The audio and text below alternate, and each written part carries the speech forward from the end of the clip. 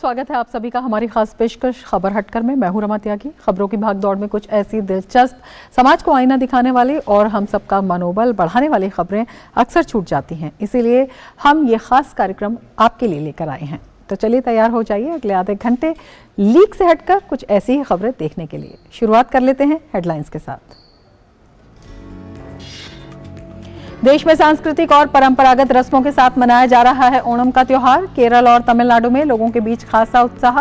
10 दिनों तक मनाया जाता है ये पर्व।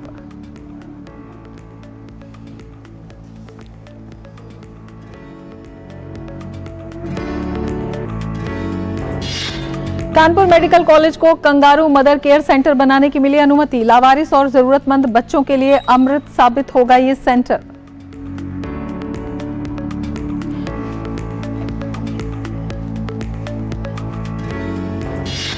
लद्दाख में एशिया की सबसे ऊंची भूमि कला प्रदर्शनी का आयोजन। लेह में 3600 मीटर की ऊंचाई पर आयोजित आर्ट प्रदर्शनी में देश विदेश के कलाकारों ने लिया भाग। स्कॉटलैंड में मॉन्स्टर को खोजने के अभियान में जुड़े सैकड़ों लोग। शिकार अभियान में drone, infrared cam, thermal scanner शामिल।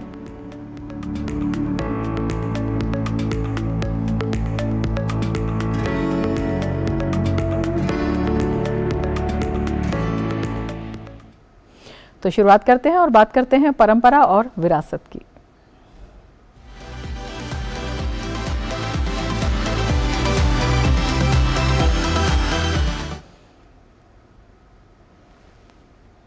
देश में ओणम का त्योहार मनाया जा रहा है। इस अवसर पर दक्षिण भारत के राज्य केरल और तमिलनाडु में लोगों के बीच खासा उत्साह है। यहाँ के लोगों को इस पर्व का बेसब्री से इंतजार रहता है। ओणम सांस्कृतिक और परंपरागत रस्म से मनाया जा रहा है। लोग आशा और एकजुटता से सराबोर हैं। अच्छी स्मृतियों के साथ इस उत्सव के लिए एक वर्ष की प्रतीक्षा की भी शुरुआत हो रही है। भारत में हर त्योहार की अपनी एक अलग पहचान है, जिसे लेकर लोगों के दिलों में खास जगह होती है। इन दिनों कुछ ऐसा ही नज़ारा केरल का है, जो अपना पारंपरिक त्योहार ओणम मना रहा है। ओणम वो त्योहार है जिसका केरल के लोगों को बेसब्री से इंतजार रहता है। फसलों का प्रमुख त्योहार ओणम पूरी दुनिया में मलयाली लोगों द्वारा मनाए जाने वाला प्रमुख पर्व है। ये पर्व 10 दिनों तक मनाया जाता है। ओणम का त्योहार दक्षिण भारत के केरल और तमिलनाडु में बड़ी ही धूमधाम के साथ मनाया जाता है। ये त्योहार भगवान विष्णु के वामन अवतार और महाबली नाम के राजा को समर्पित है। ओणम को लेकर मान्यता है कि इस दिन भगवान विष्णु ने वामन अवतार लिया था। यही कारण है कि इस दिन भगवान विष्णु के वामन अवतार की पूजा होती है। इस दिन लोग अपने घर को रंगोली, फूलों से सजाते हैं। इसके साथ ही घर में रसम, चड़ी, पुलिसेरी, खीर इत्यादि स्वादिष्ट पकवान बनाकर इस पर्व को मनाते हैं। इसके अलावा ओणम पर्व पर केरल में नौका दौड़, भैंस और बैल दौड़ आदि तमाम तरह की प्रतियोगिता भी आयोजित होती है। ओणम को खासतौर पर खेतों में फसल की अच्छी उपज के लिए मनाया जाता है। इस पर्व को लेकर धार्मिक मान्यता है कि इस अवसर पर राजा महाबली पाताल लोक से धरती पर लोगों को आशीर्वाद देने के लिए आते हैं, जिससे प्रेम, समानता, भाईचारे और समृद्धि का प्रतीक माना जाता है। ये त्योहार मलयालम कैलेंडर के अनुसार पहले महीने चिंगम में मनाया जाता है। चिंगम माह फसलों के लिए समर्पित महीना है, इसलिए ये उत्सव कृषि समृद्धि का भी प्रतीक है, जिसमें किसान देवताओं को चावल से बनी मिठाइयाँ, भोग आदि पकवान चढ़ाते हैं। साथ ही इस अनुष्ठान को बड़ी श्रद्धा पूर्वक संपन्न किया जाता है। उत्सव का उमंग अथम नक्षत्र से शुरू होता है और इसी दिन से लोग फूलों की अलग अलग रंगोलियां बनाते हैं, जिन्हें अथा पुक्कलम कहा जाता है। Bureau report, DD news. और अब कुछ खबरें आपके शहर, आपके गांव की।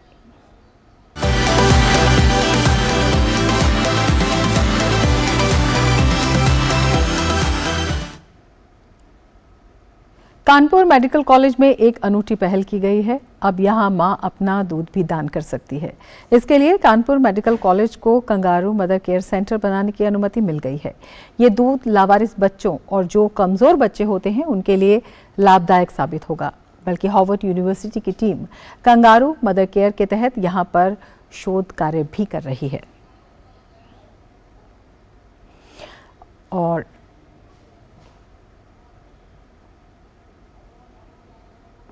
और सीधे आपको ले चलते हैं, केंद्रीय मंत्री अनुराग ठाकुर अपना संबोधन दे रहे हैं। अभी नहीं मनाते हम उस महान खिलाड़ी, जैसे मैंने कहा मेजर ध्यानचंद जी हो, वर्तमान के खिलाड़ी हो, पूर्व के खिलाड़ी हो, उन सबको ही सम्मानित और याद करने का प्रयास करते हैं। उनके प्रयासों को और उनके बहाए गए पसीने के, क्योंकि जब मेडल आता है या कोई अच्छी परफॉर्मेंस आती तब तो सब ताली बजाते हैं, लेकिन उससे पहले मैदान पे कितना पसीना बहाया गया, क्या प्रयास किए गए, कैसे प्लानिंग की गई, तब जाकर आप उस स्थान तक पहुंच पाए हैं। इसके लिए केंद्र सरकार, राज्य की सरकार, नेशनल फेडरेशन, स्टेट एसोसिएशंस, इन सबका भी योगदान रहता है, लेकिन कुल मिलाकर कोचेस के साथ साथ खिलाड़ी का बहुत बड़ा योगदान रहता है। तो सभी खिलाड़ियों ने जिन्होंने देश के तिरंगे की आन बान शान को बढ़ाया है, मैं उन सबको अपनी ओर से बहुत बहुत बधाई और शुभकामनाएं देता हूं। आज पूरे देश भर में 3,526 इवेंट, 3,526 इवेंट पूरे देश भर में हो रहे हैं, और जहां एक और ये इतिहास रच रहे हैं, वहीं पर हाल ही में अगर हम पिछले 2-3 महीनों की बात भी करें, भारत ने बहुत शानदार प्रदर्शन अलग अलग खेलों में किया है।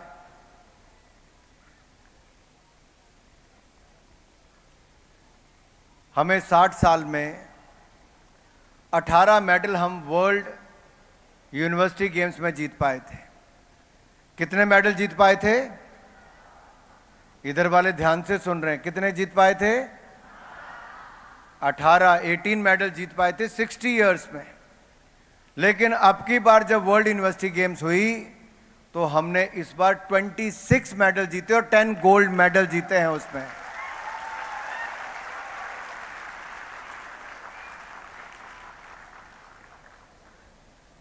अभी एक चेस टूर्नामेंट हुआ, वर्ल्ड चैंपियनशिप। भारत का कौन खिलाड़ी फाइनल में पहुंचा? क्या बात है, जोरदार तालियां बच्चों के लिए।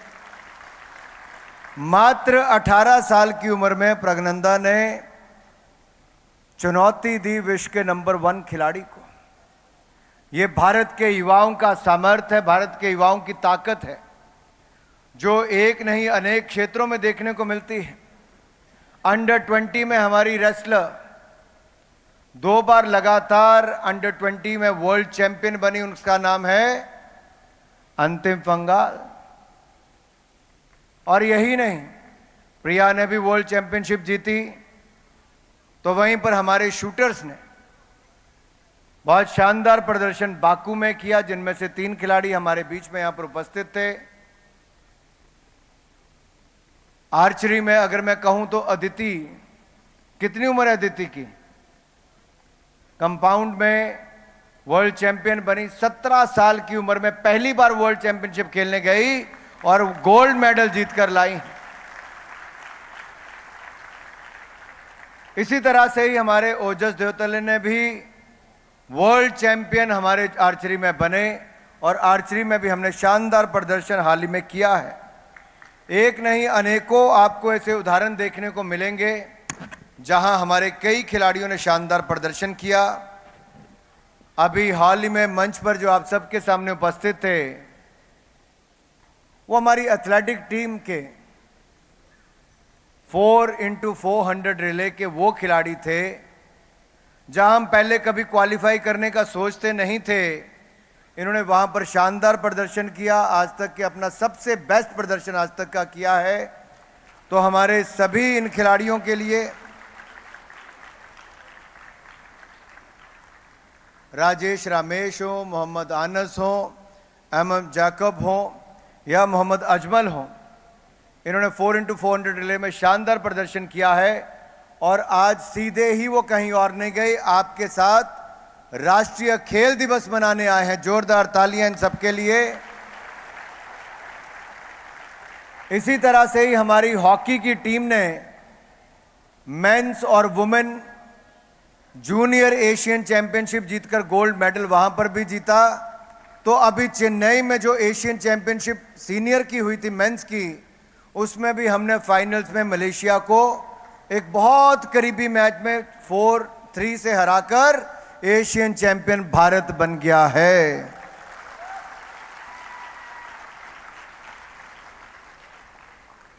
मित्रों, यही नहीं, एक और ऐसा खिलाड़ी है जिसने एक नहीं अनेक रिकॉर्ड बनाए हैं। अंडर 20 का टाइटल उनके नाम पर है, डायमंड लीग का टाइटल हो, एशियन चैंपियनशिप हो, एशियन गेम्स हो, कॉमनवेल्थ गेम्स हो, टोक्यो ओलंपिक्स हो, इन सब में ही उन्होंने गोल्ड मेडल जीता था। और अब वर्ल्ड एथलेटिक चैंपियनशिप में भी जेवलिन में गोल्ड मेडल जीता। कौन है वो? कौन है? तो नीरज चोपड़ा ने एक बार नहीं बहुत बार भारत के लिए गोल्ड मेडल भी जिताया। तिरंगा भी उस देश में, हर देश में लहराया गया और हमारी धुन भी नेशनल एंथम की वहां पे बजी। ये हर भारतीय के लिए गर्व की बात है। और सबसे बड़ी बात यह है कि जब पिछली बार हम टोक्यो ओलंपिक्स में गए, पैरालंपिक्स खेलने गए, तो पहले पैरालंपिक्स में तो 19 खिलाड़ी खेलने जाते थे। अब की बार हम 19 मेडल जीत कर लाए। टोक्यो ओलंपिक्स में 7 मेडल, आज तक के सबसे ज्यादा 7 मेडल हम लोग जीत कर लाए। और डेफ ओलंपिक्स में 20 मेडल आज तक के सबसे ज्यादा थे। स्पेशल ओलंपिक्स में बर्लिन में गए, श्रीमती मल्लिका नड्डा जी उनकी चेयरपर्सन हमारे सबके बीच में, यहीं पे वो प्रोग्राम था उसके लॉन्च का। तो कितने मेडल हम जीत कर लाए? 202 मेडल जीत कर लाए। तो एक बार इनके लिए भी जोरदार तालियां, क्योंकि स्पेशल ओलंपिक के खिलाड़ी मेरे बीच में बैठे, इसलिए मैं उनके लिए उन्हीं की तरह से जैसे उनके लिए क्लैपिंग करनी है तो मैं वैसे कर रहा हूं। कोई क्षेत्र आप देख लीजिए, हम एक के बाद दूसरा कीर्तिमान स्थापित कर रहे हैं।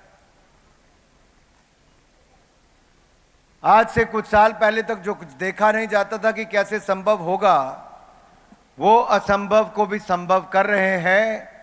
जहां एक और खेलों में कीर्तिमान स्थापित कर रहे हैं, वहीं चांद पर भी चंद्रयान मिशन को सफल किया जा।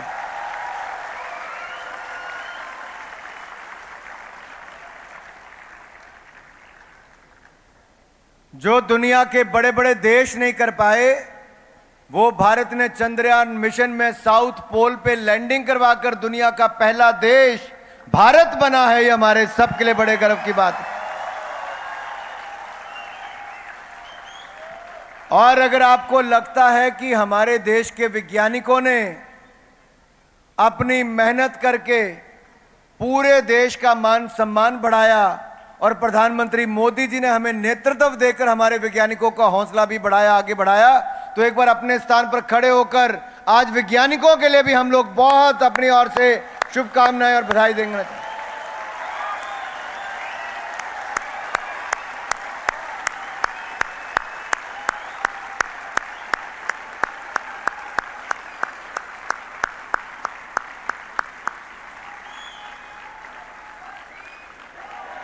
मैंने तो आज ट्वीट भी ऐसा ही किया है कुछ। बैठिए प्लीज, बैठिए।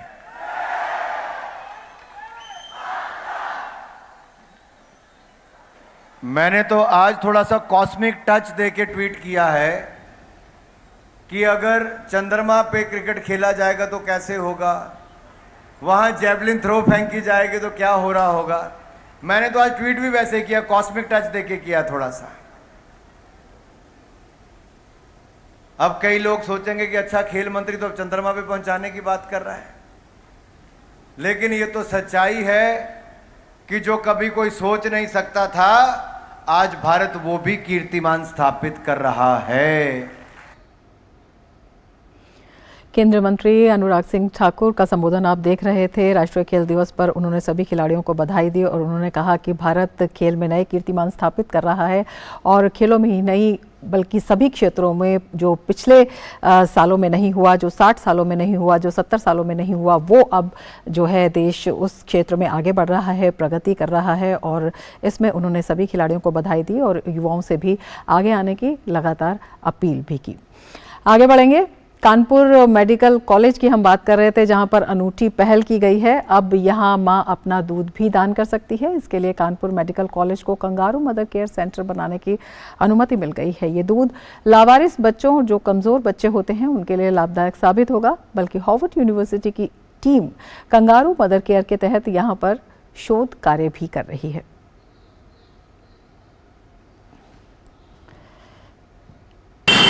कानपुर मेडिकल कॉलेज में मां अपना दूध भी दान कर सकती हैं।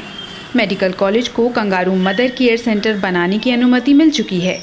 ये दूध से लावारिस बच्चों और जो कमज़ोर बच्चे होते हैं उनके लिए अमृत साबित होगा। वहीं हार्वर्ड यूनिवर्सिटी की टीम कंगारू मदर केयर के तहत यहाँ पर शोध कार्य शुरू कर चुकी है। जो बच्चे माँ का दूध नहीं पीते हैं वो बहुत ही कमज़ोर होते हैं, मानसिक क्षमता भी उतनी मजबूत नहीं होती। ऐसे में हर बच्चे को माँ का दूध और उनका प्यार मिल सके, इसके लिए मेडिकल कॉलेज ने कदम आगे बढ़ाए हैं।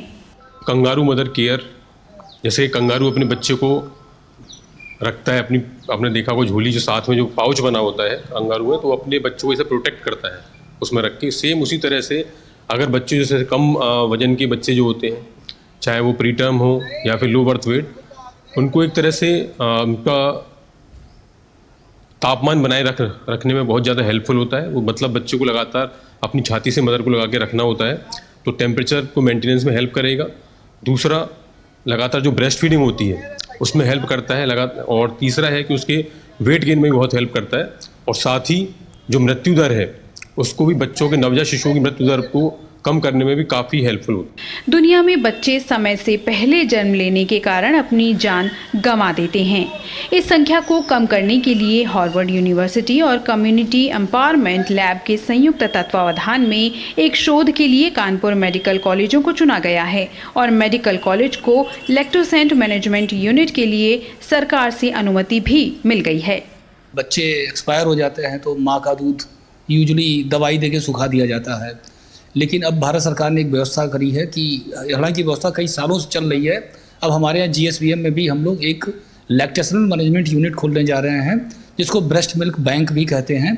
यहाँ पे माताएं जाके अपना दूध डोनेट कर सकती हैं, मतलब उनको अपने दूध सुखाने की ज़रूरत नहीं आएगी। और जैसे हम ब्लड डोनेट करते हैं, अंग दान करते हैं, वैसे भी एक मिल्क दान जैसी चीज़ होगी, जो कि बहुत बड़ा रेवोल्यूशन होगा हमारे कानपुर के लिए। असल में बहुत सी माँ ऐसी होती हैं जिनका दूध ज़रूरत से ज़्यादा होता है। ऐसा दूध बेकार ही जाता है। ऐसे में माँ अपना दूध डोनेट कर पाएंगी। Bureau report, DD news. और आइए अब जानते हैं पर्यावरण और जंगल की दुनिया में क्या कुछ हो रहा है खास।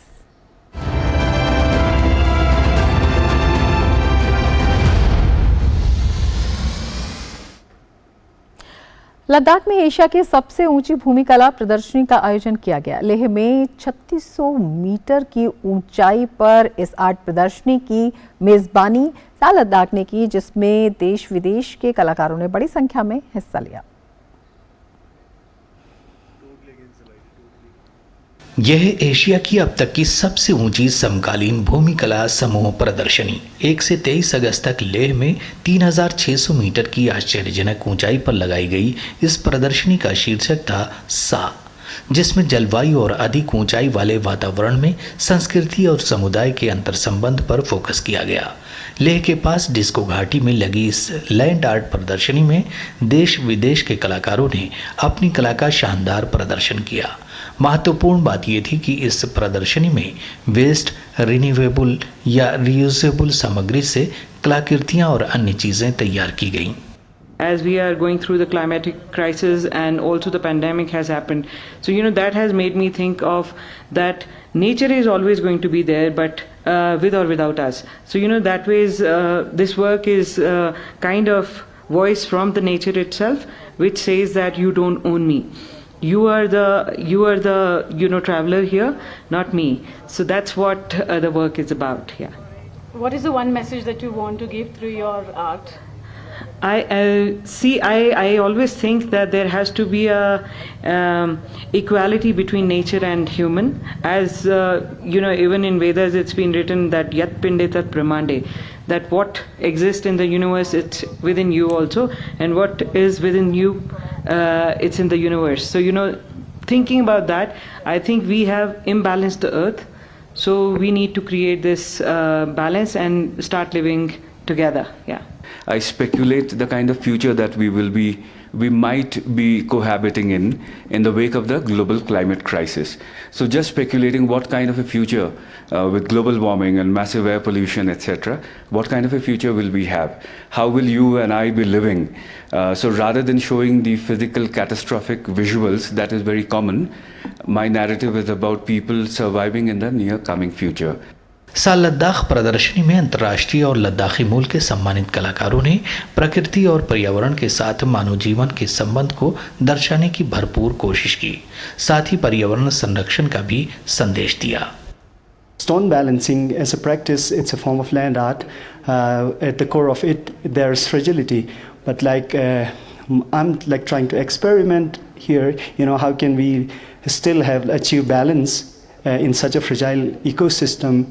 प्रदर्शनी के दौरान फिल्म स्क्रीनिंग, स्नैपचैट और अत्याधुनिक वीडियो प्रक्षेपणों का उपयोग कर दर्शकों का ध्यान पर्यावरण की ओर आकर्षित किया गया।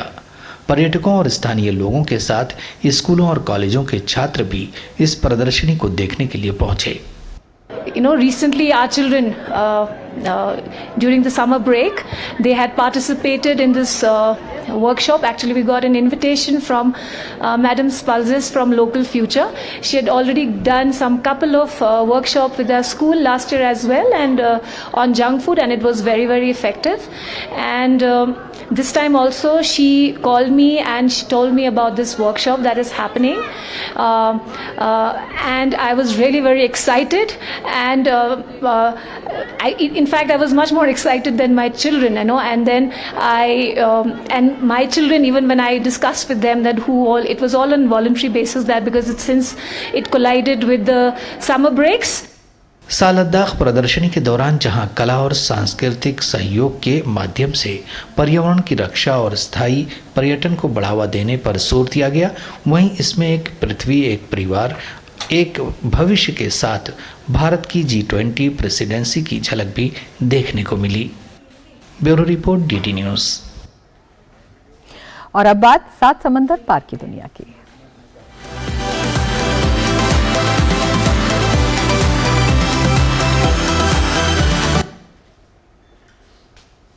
स्कॉटलैंड में 50 वर्षों से लोच नेस राक्षस की सबसे बड़ी खोज चल रही है। इस बार सर्च अभियान में आधुनिक ड्रोन का इस्तेमाल होगा जो इंफ्रारेड कैमरे से लैस होगा और वो कैमरा पानी के अंदर की तस्वीरें भी आसानी से खींच लेगा।